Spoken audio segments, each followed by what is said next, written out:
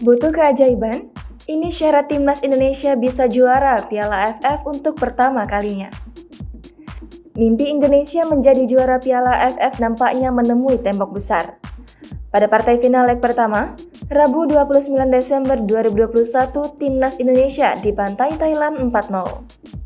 Gol kemenangan pasukan Gajah Perang diukir oleh Brech Canatip Songkrasin di menit kedua dan 52, Supachok Saracat di menit ke-67 dan Bordin Pala di menit ke-83. Sedangkan bagi skuad Garuda, tim besutan Sinteyong ini hanya memiliki harapan tipis untuk mengakhiri petualangannya di turnamen ASEAN ini sebagai juara.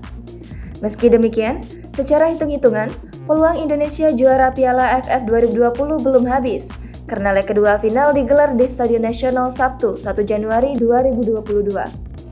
Akan tetapi, butuh beberapa syarat yang wajib dipenuhi oleh Evan Dimas dan kawan-kawan untuk menyukseskan misi mereka dalam tajuk kisah fantastis comeback di final Piala AFF 2020. 1. Margin 5 gol. Timnas Indonesia membutuhkan kemenangan dengan margin setidaknya 5 gol guna mengangkat trofi Piala AFF 2021. 2. Memaksakan hingga babak tambahan.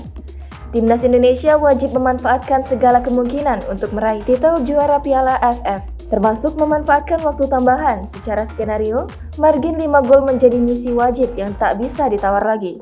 Namun dengan skor kurang dari selisih 5 gol, maka dipastikan mimpi timnas Indonesia menjadi kampiun ambiar. 3. Adu penalti.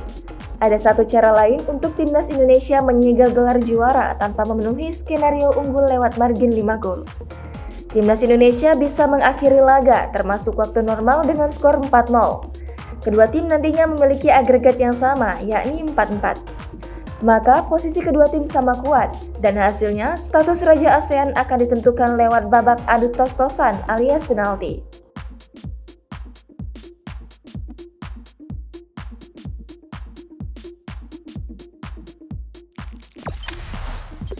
Jangan lupa subscribe, share, komen, dan like ya!